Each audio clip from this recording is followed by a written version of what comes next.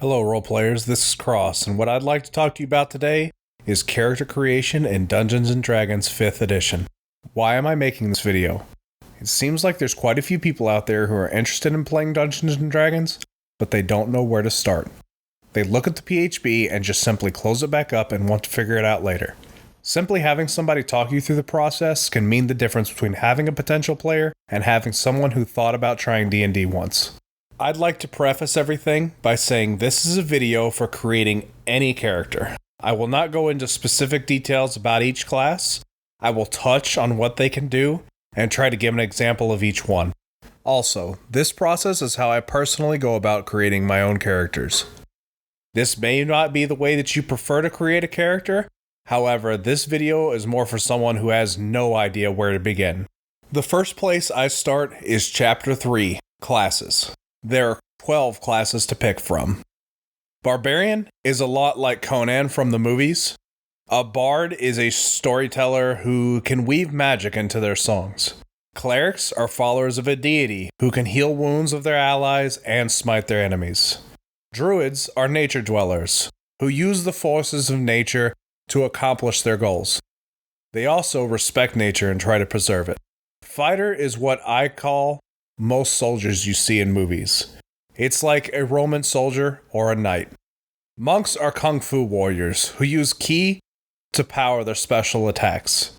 Paladins are basically a fighter version of a cleric.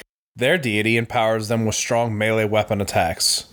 Rangers are trackers and woodsmen. They pick types of creatures they know more about and can track easier.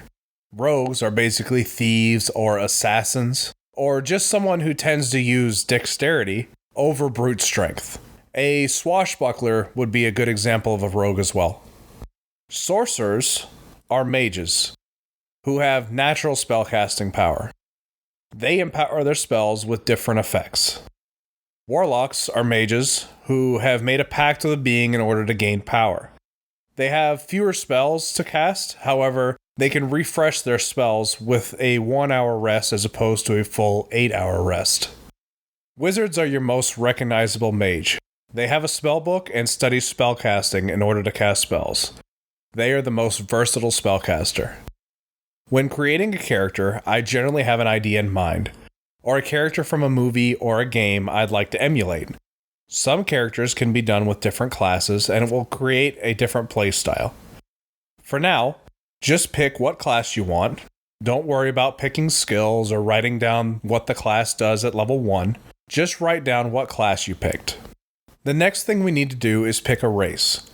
Go back in the book to Chapter 2. Pick a race that you feel belongs with the type of character you are trying to make. Yes, there are options that have stat increases that you would use based on your class. Intelligence for Wizard, Charisma for Sorcerer, Bard, and Warlock, Wisdom for Cleric and Druid. But for now, let's just pick a race based on what you think is cool. Again, don't worry about writing down the specifics, just write down what race you picked. Now, let's look at Chapter 4, Personality and Background. Take a look through the different backgrounds and add some depth to your character. Don't say, well, I guess it really doesn't make sense for the cleric to be a criminal, or a wizard to be a soldier, or a fighter to be a sage. Everything is valid, and it adds to the RP of the character. Pick what you want and make a story for it to work. With your background selected, write down your skills and language choices. Then go back to your class and pick your extra skills that supplement what you're trying to do with your character. Then go to your race and pick the options that you need to select there. Or write down what your race gives you.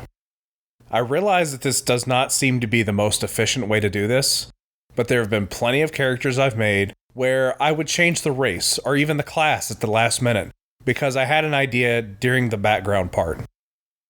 Having a character partially designed can really help shape the background though, so this is why I like to go in this order. Now, let's work on your stats. Strength is your character's physical prowess. Dexterity is how quick you are to react, and how well you aim bows and crossbows. Constitution is how durable you are. Intelligence is knowing things or the ability to recall things or deduce things. Wisdom is more like common sense or the ability to notice things. Charisma is how physically attractive you are or how likable your character may be. There are several ways to come up with your statistics, but we will do the easiest one for this character: standard array. Write down these numbers: 15, 14, 13, 12, 10, and 8. You will need to put those numbers into the stats that help your character. Higher stats are better. For a wizard, you would want the 15 for intelligence. For a fighter, you may either want your strength or your dexterity or your constitution to be a 15, based on what you're trying to accomplish for your character. There are a lot of ways that you can choose to build a character. If you have questions, feel free to ask in the comments below, and I will do my best to answer. Remember to add your modifier to the score from your race. If you are a high elf, you will increase your dexterity and intelligence. A human and half-elf can choose which stats to increase. Also ask your DM if human variants are allowed, and if you're using feats. If so, taking variant human will allow you to start the game at level 1 with a feat. Go to chapter 6 and read through the potential feats and select one for your character that you want. After stats are selected, look in your class and it will tell you some equipment options you can take. Write those down and follow me to chapter 5, equipment.